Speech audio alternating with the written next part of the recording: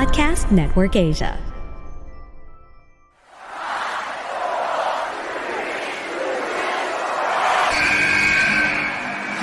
What's going on? This is Xavier Woods, a.k.a. Austin Creed. I said give me a hell yeah!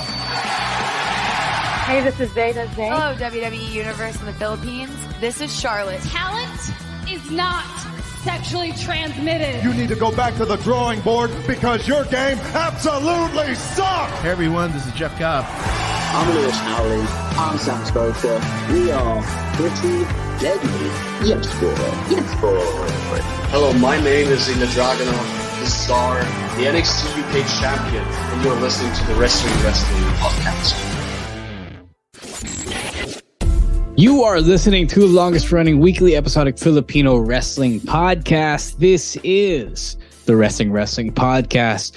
Romaran right here along with Emile ASH. Our other co-hosts are not available this Monday afternoon or this Monday evening. It's okay. We got the fort held down for you with this week's Pick of the Week episode. Emile, how are you? I'm good. How are your feelings after the chamber? I had so much things to say, but again, this episode is just we're talking about our picks of the week. So yung feelings yan, we will just reserve for the live stream on Thursday. Yeah, because a lot happened. Right, that's right. A lot happened. Yeah, during that weekend. Yeah, we'll talk about the major creative implications as always on the Thursday live stream.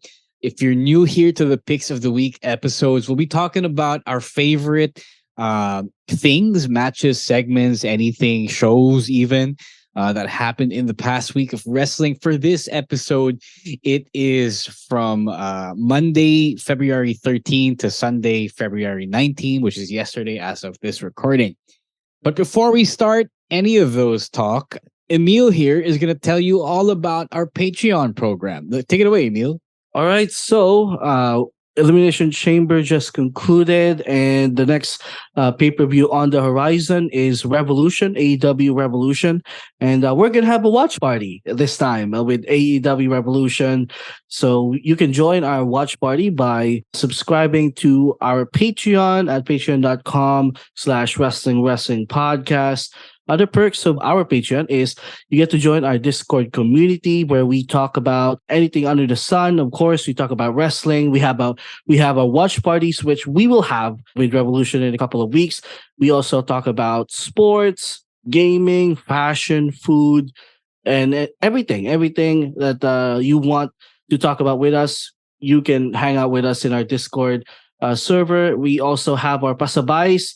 Our latest pasabays just concluded late last year, and I think most of us already got our merch. So kung gusto nyo sumabay sa aming next pasabay, that is a perk of being a patron of our Patreon.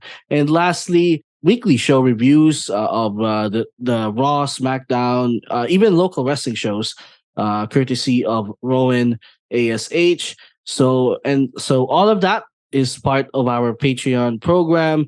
And lastly, just to support the podcast, support everything that we do here. So again, you could do all that by subscribing to our Patreon at patreon.com/wrestling podcast for as low as $5, or in our currency, it's around 260 or 270 pesos. So there. Nice. Very good, Emile. All right. We just wanted to say that it's not the same yung watch parties natin, pero we still have like party atmosphere by talking and bantering with each other, telling jokes while watching the show. Yun nga sabi ni patron Tito Mikey, which you heard last Thursday on the stream. I use humor to mask my feelings about the things that are happening on screen.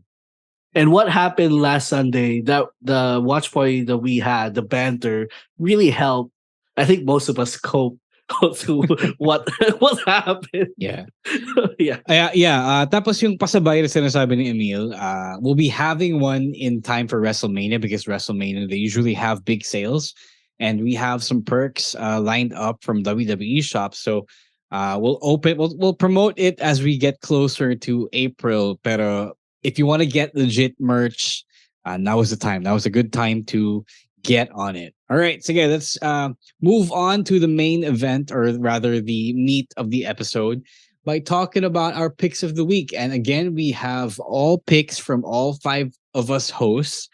And syempre, we have a lot of things here. We got a bunch of Elimination Chamber picks. But first, we will go to Chino's pick, which is the new slate, or the new season, rather, of A&E's WWE programming. So they did WWE Biography, which dove into the NWO, the New World Order, and WWE Rivals, which replaced WWE Most Wanted Treasures. And for Rivals, they went into the Hulk Hogan versus Andre the Giant feud from the 80s. So, Emile, did you catch this? Did you catch any of these shows before we went on the air? Yeah, actually, it was able to catch both the NWO biography. I got to catch it after the All-Star game, so I was watching it on A&E, the channel itself. I have a way to do that. And the Rivals, I was able to catch it before coming in onto the air. So ayun, I think this was the Hulk Hogan week for the A&E documentary, since the feature yung like 2 eras of Hulk Hogan. And as someone who hindi naabutan yung panahon nila Hulk Hogan, I always enjoy watching these things because you always get a new perspective of the wrestling era during that time. And the A&E documentaries have this refreshing aesthetic compared to the WWE produced documentaries. So I feel like they go more in depth with things rather than yung mga pinoproduce ng WWE. So I really love the 2 documentaries, especially the NWO one, because mas familiar ako with the NWO. And the one takeaway that I actually tweeted about it earlier. The one takeaway I had after watching this episode is they really screwed up that Starrcade 97 ending. Like, all they had to do there was put over Sting, and that would wind up to be one of the greatest storylines in wrestling history. But I don't know what happened. Like, it was a layup. It was a layup for them, and they still managed to bungle it. So, and then I was thinking when I was watching that, I think that was the point in which the downfall of WCW really started, because that was the peak of NWO for me. Like, after that, it was downfall for NWO and the entire WCW. Yeah, I think it had something to do with the NWO wanting to go into business for themselves. I know Hogan wanted to go into business for himself a lot of times. He had, I believe, a creative control clause at WCW. So there's he tried to justify it during the documentary. Of course. He was saying like, sorry for the spoilers, but he was saying it's not a spoiler, is it? It happened 30 years ago. He was just thinking, after putting Sting over, what's next for the Hulk Hogan character. So yeah, that's kind of true. They went into the business for themselves. They could have put Sting over, but I don't know, politics, I guess. And that was a wrestling during those times. Yeah, that's wrestling egos for you. I don't know how much you know about that, but everywhere you go, when the stars, and when stardom and egos are involved, that is a common occurrence, sadly. I caught the Rivals episode between Hogan and Andre the Giant. I wasn't watching at the time because I wasn't born yet. But there were some things I didn't know, actually. I didn't know that Hogan was Japanese trained. I didn't know. I knew he was a little shit, but I didn't know he was humbled by the Japanese trainer, Matsuda, I believe. And Andre the Giant kind of smartened him up as well when they started their program. So that was pretty cool. I still don't have a lot of sympathy for Hogan right now. And I really question. I didn't really care that much for these episodes, but Chino says, and I agree, that it's perfect supplementary viewing for any wrestling fan. Syempre, it's not just the shows you watch on the weekly nowadays, but it's also about the history, which you got to know. Yeah, it's perfect for the casual like wrestling fan or yung mga laps wrestling fan to go into. It doesn't really go into deep into the business itself. So and then may halong kayfabe and then may halong ano din behind the scenes. Just the perfect mix for it. That's why I agree with this the statement that it's a perfect supplementary viewing for any wrestling fan. Yeah. If you have time, syempre, if you have time among the 8 or so hours of wrestling we're getting every week, or if you're, if you're an old school fan, I know there are a few or even new generation, but of old school fans who are our age. So that's pretty, it's pretty good viewing. Freddie Prinze Jr. is a good host. He has reverence and respect for the product, and maganda yung magkaka-produce nila for the shows. All right. I just want to add a little note before we end this portion. No, they said that the Saturday night main event match was seen by 33 million people.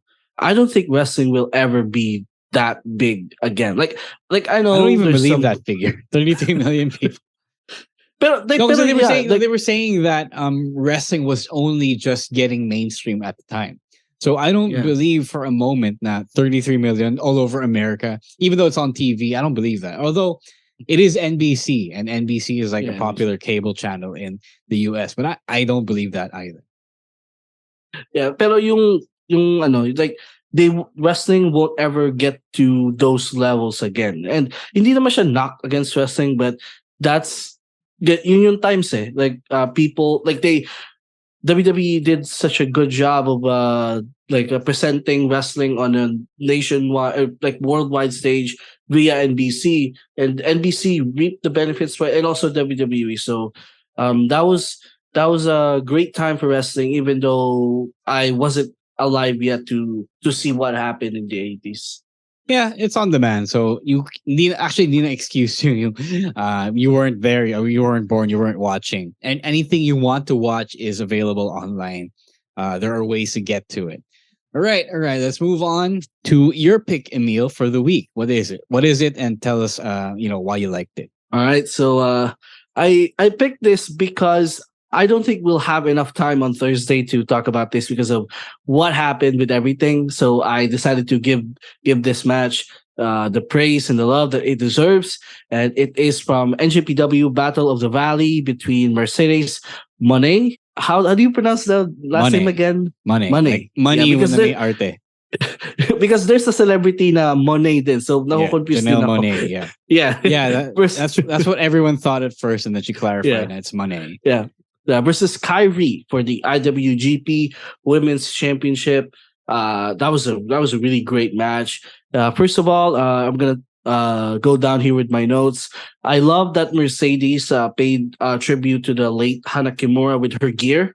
That was a good touch.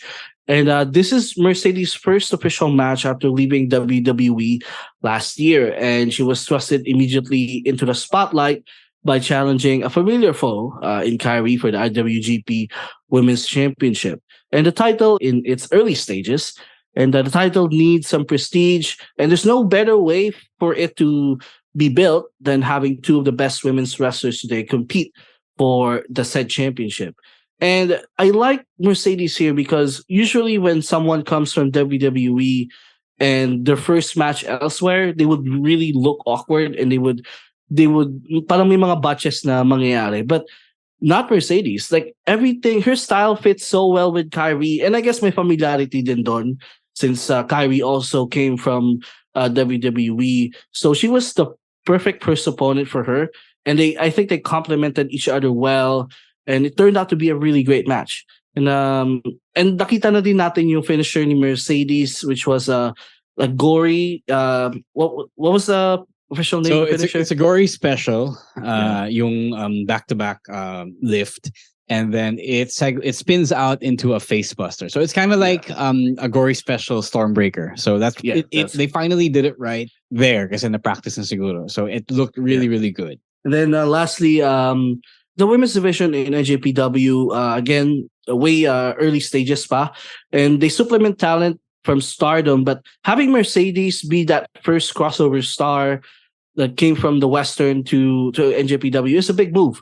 And I hope it's a side of things na NJPW will take its women's division more seriously rather than just featuring the Stardom acts in Wrestle Kingdoms and having like 10-minute matches. So I hope magkaroon talaga ng division yung NJPW women's promotion.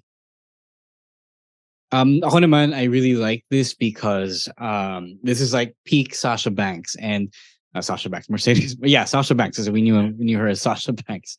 But I said this online, and Sasha Banks and Mercedes Moné is night and day, like super night and day. I couldn't fully get behind Sasha Banks. I know a lot of people liked her because her character was larger than life.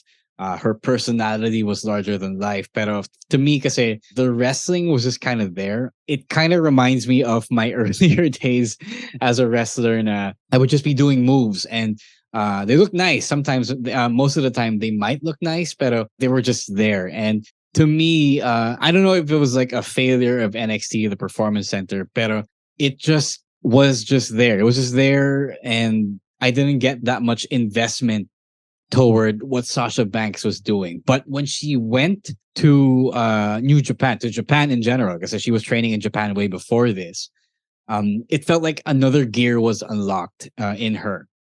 It felt like Daniel Bryan going back to Bryan Danielson.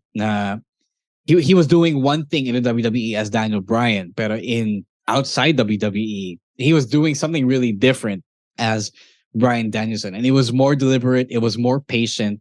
It was, I don't know, it was bigger than what he was doing for the most part in WWE. So it was like the same thing here for Mercedes Moné. Parang na-unlock yung pagiging tunay na wrestler niya, if that makes sense. I don't know. If you don't get this, you kind of have to watch a Sasha Banks match and the Mercedes Moné match side by side. You know, it's just different. It's like she's not being pressured to do all of these spots and running around the ring and wrestling a quick match. She was just there. It felt like she was a bigger deal than before. Like she was a bigger wrestler than before. It's like her Bryan Danielson face, and I'm all here for it. And I don't know though if it's because she has experience now with KAIRI, because we all know that she wrestled KAIRI and Asuka before. But I hope that when she finally gets to wrestle the other Joshis, ganun pa rin yung kalalabasan ng work niya. So really good. I hope that this is a glimpse into a more improved Mercedes Varnado.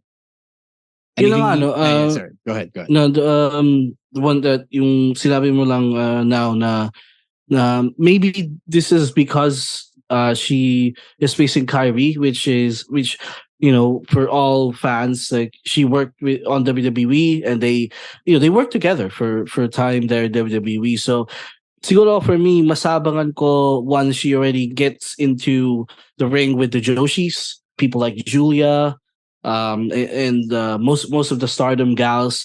I think that's the true test of whether or not this is really much more improved Mercedes rather than the Sasha Banks that we saw in WWE in the last 10 years.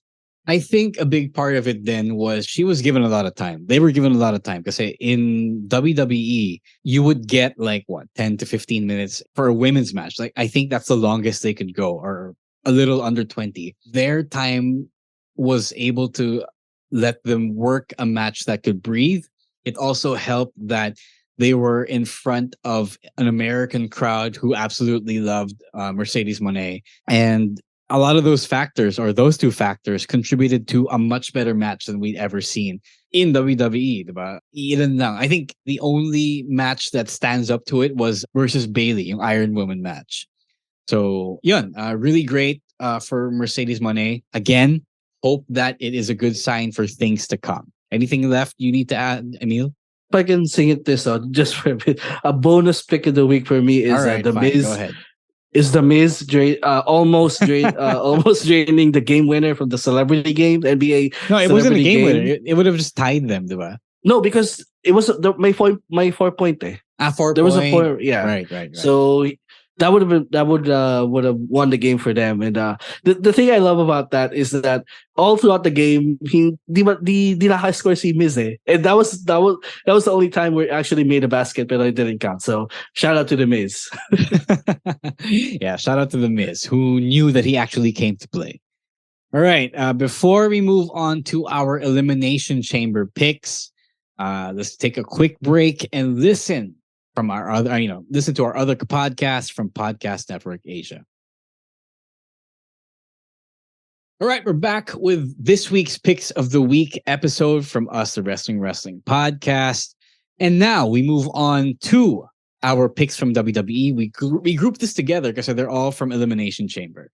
So first, Stan's pick, which is the return of Sami Zayn's OG theme song, Worlds Apart. First on SmackDown last Friday, and then it's full force at yesterday's Elimination Chamber event. So this is really cool. I think a lot of people have been calling for this, and I was calling for this, or internally calling for this, the moment they turned Sami face. And since then, because they haven't really given him an entrance, so he was just sneaking through the crowd, calling people out, attacking Roman Reigns. So there wasn't really a chance for them to play a new theme song until last Friday. And syempre, the old theme wouldn't have fit his character. I mean, the theme that he was using before this, which was yung heel remix, wouldn't have fit his character now. And I'm glad that they kept this was one of the few CFO's themes that they kept. I don't know what I would do if they changed it. I hope they don't change it because it's really iconic. I know a lot of people get mad when they change the CFO's songs, but I think this would be really upsetting, at least for me as well, if they changed it. So what did you think, Emile? His previous theme was so forgettable. I don't even remember much about that. But so the return of this theme song, the Worlds Apart theme, it's literally no joke. When he came out, when I saw the video of him coming out on SmackDown, I got tears and I got goosebumps on my arms because it is, we all know that to be Sami Zayn's theme song. We don't associate any other theme songs with Sami. That is his song. And parang bumalik ako dun sa NXT days where in his storyline, major storyline as well, where he won NXT title. So nanumbalik ako during that time. And when we had our predictions last Thursday, I was still thinking Roman's gonna win. But when they brought back this team, I had a change of heart. Like all of a sudden, I want Sami Zayn to win the match, and obviously, man, hindi nangyari. But man, they did everything to make us believe that Sami would have won. And bringing back the theme song was one of those things that they did. So kudos to WWE for bringing this back. Yeah. So while we're on the topic of Sami Zayn, we might as well get into my pick, which was Roman Reigns versus Sami Zayn. Syempre, we all know by now what happened. It was a huge heartbreak in Montreal. But when you look back at how they built this up, it's not surprising. Again, wrestling logic. I don't know if you're familiar with wrestling logic, Emile, but when you come into an event looking really, really strong, that is a big sign that that person is going to lose. So they really hyped up Sami. Syempre, there was a hope in me and in a lot of people that the whole hype that they were giving him would lead into a good ending. Pero syempre, the smart brain, as Tito Mikey likes to call it, knows that you got to make up for that devastating loss with a lot of hope. Diba? And the formula worked. They got us, and then they got us in the end. When it comes to the match, I like the match because it was a really good main event style, WWE main event style match. At first, it started out really basic. They did some moves or sequences that for us wrestlers, super basic. But you see these main eventers of the biggest wrestling company in the world doing this to start their match. It's pretty cool and kind of justifies how you're trained. Diba? And then it became increasingly complex, which is tama lang for a main event match. It got overbooked in the end, but again, that's cool as well because you do need to do all of those things to set up the drama and to properly justify how Sami lost. So I don't know if we need to recap this, but Jimmy interfered first, Then Jay interfered and tried to stop Roman from using the chair on Sami, and then that backfired eventually with Sami spearing Jay out of the ring, and then Roman took that time to pummel Sami with a chair as he originally intended, and that's how Sami lost. So it's still good cinema. I would say it's still good cinema, but syempre, it got overshadowed by the fact that Sami lost, and that deflated the crowd. So I don't know. For me, despite all of that, it still made us feel feelings at the moment. I don't know. You recall how we were all just at the edge of our seats when we were watching this yesterday. And when they get to do that, they pretty much did what they set out to do. So everything was still well executed. I know a lot of people won't say that because we didn't get the ending we wanted, but it was still all pretty good. It was all masterfully executed, and I think that moving forward, but then they get to build on what they started a couple of weeks ago with Cody and Heyman, and that's also, I think, something to look forward to.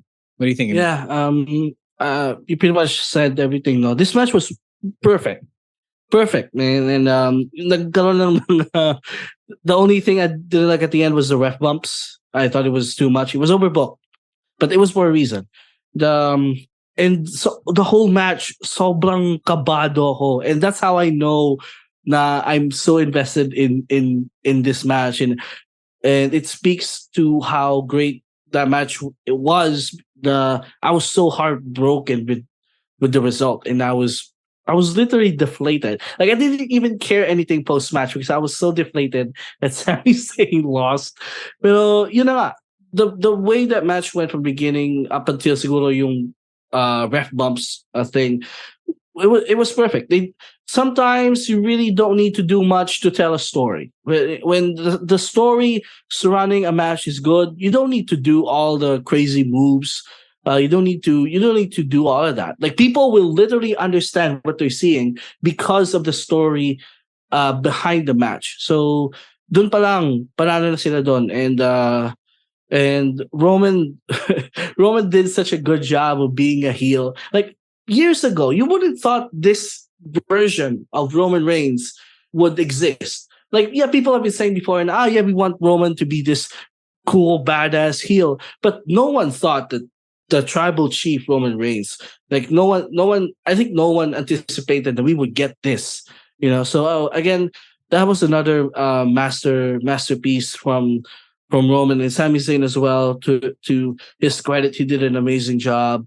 And yung hindi ko lang gusto with people didn't like the match because of the ending, like that I siguro some people, I get the reasoning behind it, but the match was great. Why? Like, I saw some people complaining online that the whole thing sucks because of the ending. The match itself was really good. Nadala ka eh. So nadala talaga lahat from beginning to end. And yan, wala na akong masabi. For me, this is a 5-star match for me, even though it wasn't like a Kenny Omega Matt Classic. Pero again, the story itself, that is what brought the match into the 5-star territory for me. Yeah, we gotta clarify though. The result is why people didn't like it. The finish was good, if a little deflating, yes, pero it's the result. I would say that the finish was earned. Then I think Roman earned that. I think Sami kind of earned, quote unquote, his loss. So it's great. I put it as a match of the year contender. With or without the Sami win, whether or not he won, it was still pretty good. You're right. Thanks for bringing up the fact that we were all physically weak from our hearts pounding while the match was going on. And to me, I think that was the first time in a long, long time, I think, that I didn't know, and I was heavily invested in who was going to win, and I wasn't clear on who was going to win. Because a lot of these things end up being predictable. And I like to say that predictability is a good thing, because if it goes into a predictable finish that's actually good, then it's great. Because sometimes people want unpredictability, but it's not always the good thing that they want. They think they want it, but alam mo yun, they don't know, or they can't come to terms with the fact that sometimes what's unpredictable is not what's good. So, yeah, it's just really really good and it's really well told. God, like I can't believe you know I haven't been this I hadn't been this invested in a match for a long time. Same, same. And credit again to WWE because they did everything to make all of us believe that this was Sammy's moment. Like it was in Montreal, and Ariel who was the Helwan. reporter again? Helwan. He keeps appearing, and he was saying all these things about Montreal and Sami Zayn, and even brought out GSP to hype up the crowd. So like they really did their jobs, and everyone who did a part in this deserves so much credit for this amazing experience that we all felt watching the whole match and watching the whole pay-per-view. All right. We're down to our last two picks. We have a special pick at the end, but our next pick is from Rowan, who picked the men's Elimination Chamber match for the United States Championship of Austin Theory, who was also in the match. Rowan is actually still typing as we speak, but Chamber, we have our own thoughts. But let's talk about his thoughts. So Rowan says he really liked the fact that any of the 6 guys in the match could have realistically won. I mean, even though we all knew and we all found out that Austin Theory retained, I think what he's trying to say here is that any of those guys could have won and it wouldn't have been a bad thing. And it wouldn't have been an unrealistic thing, So it goes to show, I think, how good or how well they've built up the mid-card here on Raw. And alam mo yun, even though not everyone gets to be in the limelight, it's like none of them were weak heading into the chamber. So that's pretty good. He also likes Montez Ford's performance, and Chamber, he was really upset that he lost. He really did do a superhuman performance there. And a lot of people going in really felt like, or really thought that he would win and, jumpstart a Street Profits breakup angle. But despite that, Rowan really liked the finish where hindi naman finish, but that spot where it was a finish, but where Logan Paul interfered and attacked Seth, leading to Theory getting the pin. And Rowan says even though we didn't get a U.S. championship win for Montez Ford, he is still pretty compelled and interested in how Austin Theory's road to WrestleMania will play out. He says by the time this episode drops, he would have successfully defended the U.S. Championship against Edge tomorrow on Raw. And maybe at WrestleMania, Rowan is manifesting that Montez Ford will get his 1-on-1 championship shot. Or, Theory will defend the championship against John Cena. So marami siyang gusto, marami siyang going to manifest here. Sige, Emile, what did you think of this whole thing? Clearly, Montez was the MVP of this match. Like, bar none. And from his entrance, he looked like a star. With may bagong gear siya na courtesy of his wife, Bianca Belair. And that was the first time for me na he doesn't look like a Street Profit member. Like he looked like he is Montez Ford, the superstar. And man, what a performance. Like pagkalabas pa lang niya ng chamber, he really went balls to the walls, and he did that spot where he climbed the chamber. He did basically the chamber spot, and people were really behind him. They want him to win. They were rooting for Montez Ford to win the match, and when he got a standing ovation actually when he went out. So, but again, like Rowan said here, all of these guys brought their A game, and I like that all of these guys, parang nung lumabas sila, they all had special gears just for this match. Like Gargano with the shout out to like a cartoon character that his son loves, and Austin Theory looking great as usual, and then Seth Rollins with that white gear, and Damian Priest looking sharp as well. So they really thought this match, like this is like a big match for all of them, and it's a it's a signature match for the Raw roster in totality, because it signifies that their mid card is great. Their mid card is really worth watching for. And even though Fury retains, I enjoyed that match. I mean, we all expected Fury to retain, but that was a great showcase for all 6 of them. And another thing that I love here is they were able to showcase Johnny Gargano again, because ever since he came back, I don't think Johnny was ever showcased in any shape or form during his whole tenure so far in the main roster. This is the first time where they let him just do his thing, and he was great in it. He was great in the match. But again, all of these 6 men did their parts, and this became the sleeper match of the night for some people. So yeah, ako naman, my focus was on the quality of the work for the chamber itself. When you compare the women and men's chambers, you can tell talaga that the level of experience that each set of wrestlers have. Tapos, you can tell then how they view each division, as much as we want to empower the women, and we do that, the women just aren't as experienced enough as the men. Like, not everyone is on the same level of work. And I hate saying that, because all of these girls, or all of these wrestlers rather, are much better than me. And who am I to say na, okay, itong hindi mas magaling kesa dun sa men, diba?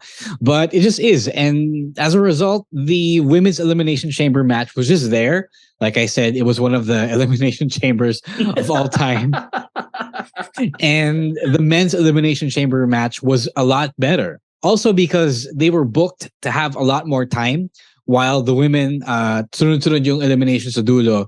And but the women's chamber match was only like under 20 or 15. Yeah. I feel like it was that really. It was really quick because the ending that they booked was just Asuka taking out a lot of people one by one, I think, or each of them taking out each other one by one until Asuka was the only one left.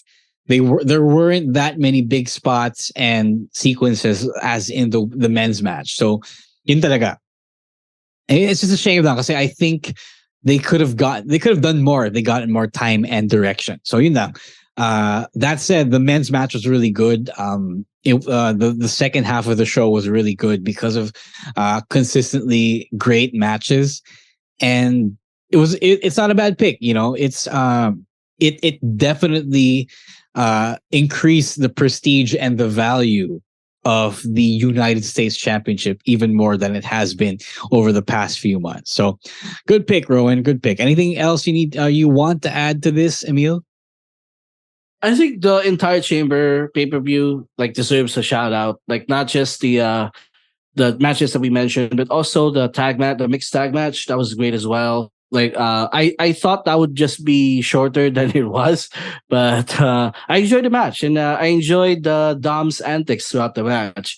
And what was the other match during? The Brock. We don't need to talk about that. The Brock Lesnar, Bobby Lashley match. So yeah, but the whole Chamber was really enjoyable, and it parang ever since Triple H took over, sobrang gaganda na ng mga pay-per-views. And the formula is basically less matches and more time for the matches para ma-absorb ng tao yung each match.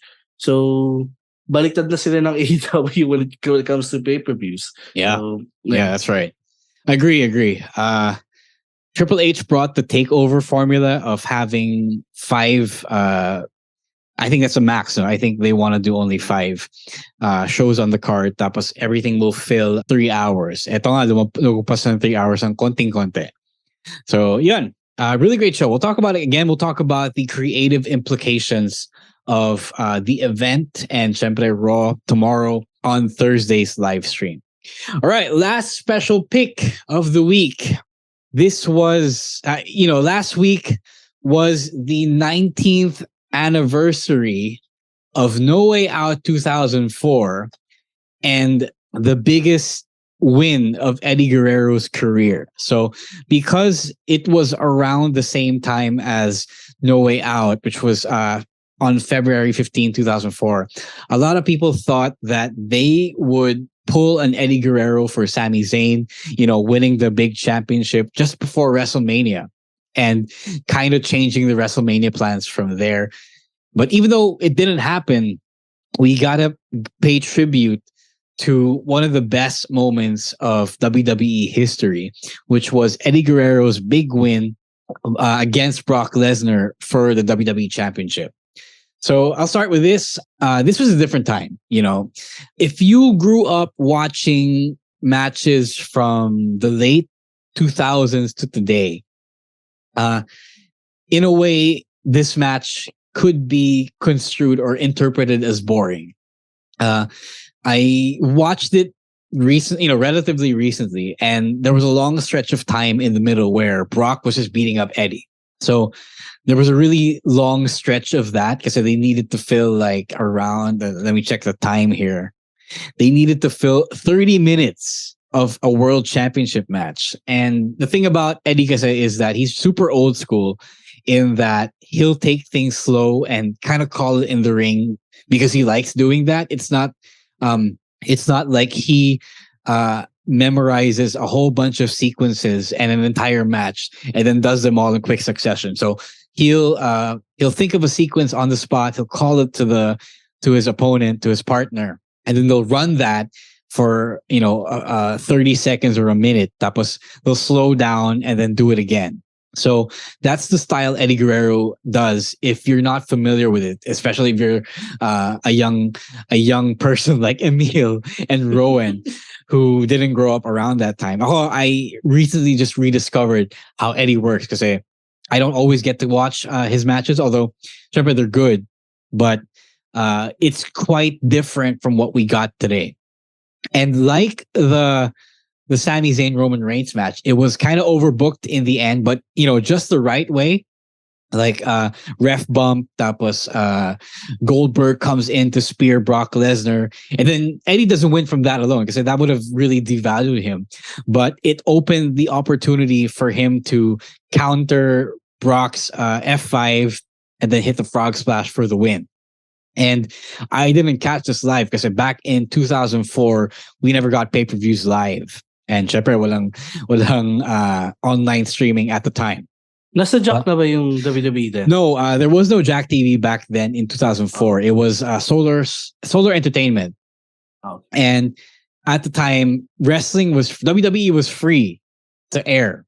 Pero they aired it 3 weeks late. And we got the pay-per-views for free. But it was super late. And by then, syempre, we already knew that Eddie had won. So when we found out that Eddie had won, syempre, big moment, big stuff, big celebration. It was really fun. And, it was just a thing where you never knew. At the time, I didn't even know that Eddie could beat Brock Lesnar because that was Brock Lesnar. He was a big deal, as you know, even in his rookie year and the second year after that. So I never thought Eddie had a chance of winning, and then he did. It was just so great. So, Emile, what did you think of this match, which I told you to watch? Yeah, I watched it earlier as well. No, but I will always credit you guys for helping me discover this match because, again, when I was new to the wrestling fandom, this podcast literally helped me to expand my fandom. And I will always remember every time it is Eddie Guerrero's birthday or the anniversary of this match, he would always bring it up on the podcast. And that helped me fight, because wala pa sa YouTube din eh. Like matches on YouTube back then, like 10 years ago, was super rare. So I did my research. And it was a great match. Probably, I think more people will have more sentimental feelings towards it. But for me, I thought it was a great match. And I have always wondered because, now I am like 10 years into my fandom. And, I already read things online about WWE back then. Di ba Eddie Guerrero in 2003 was just working as a mid-card or tagging with Chavo? How did he get to this spot, the main event spot? I always wondered about that. Like, how did he get into that main event spot at No Way Out? Basically, he almost won the Royal. I think he almost won the Royal Rumble, and then Chris Benoit won that match. So, si Paul Heyman, the SmackDown general manager at the time, he had his own SmackDown Rumble because Benoit from SmackDown chose to challenge for the World Heavyweight Championship held by Triple H on Raw. So nawalan si SmackDown ng Royal Rumble winner, and Heyman decided to hold a 15-man Royal Rumble. So Eddie won that. That's literally how he won. He got to the main event spot. Because before this, he was feuding with Chavo because Chavo turned on him. And that was also a mid-card spot. So it was really one of those stroke of luck things, sudden push to the top. And he made the most of it because he was so over, he was so loved by the fans. And nadala naman niya yung kanyang main event status, his newfound main event status. So that answers your question. He wasn't a real main eventer at the time. All right, that's cool, I guess. And ito again, one of my questions. Maybe the reason why they put over Eddie is because Brock was on his way out. Is that maybe one of the things that happened during that time? Yeah, okay, Brock had already given his notice na he would not be re-signing with the WWE after WrestleMania. So I guess they just wanted to do a farewell match for Brock at WrestleMania and move on with the WWE Championship against someone else. To be fair, they had a week a whole month to build that up. Natawid naman nila. And although I don't know, maybe it would have been better for Brock to drop the championship at WrestleMania kasi as we all know, Brock versus Goldberg at the time was really bad because they were messing around and the crowd knew that both guys were leaving and they weren't really having any of it. Yeah. Any other questions? No, I'm good. And I guess I have this Mandela effect around this match for years. I thought this match happened in El Paso, Texas. No, it did not. It happened in San Francisco at the Cow Palace. Yeah. For years, I thought kasi akala mo hometown. Yeah. Yeah. Well, yeah. This was a great moment, and considering everything that happened after, I am just glad that Eddie at least got a world title reign. Like, sobrang manghihinayang ako if nangyari and Eddie wasn't able to be a main event star, because like Eddie Guerrero, he's probably the best all-around wrestler of all time. Like he can work lucha style. He could be a bruiser wrestler. He could be a face or a heel. He could do both really well.